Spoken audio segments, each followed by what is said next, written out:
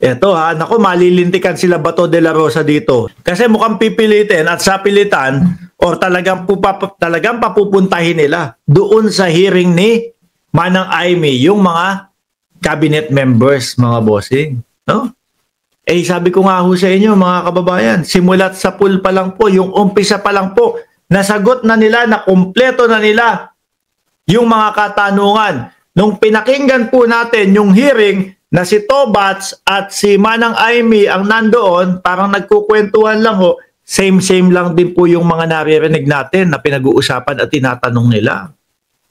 Alam nyo ho kung bakit, mga bossing, nasabi ko na malilintikan si Bongo at si Bato de la Rosa dito. At pati na ang vice-presidente, kung magkakaroon ng pilitan, no, na ganito, na umattend yung mga cabinet officials po, yung gabinete ni Pangulong Bongbong Marcos, mga bossing, malamang, pwede na din puwersahin si Bato, pwede na din puwersahin si Bongo at ang vice-presidente na umattend doon sa hearing sa Kongreso.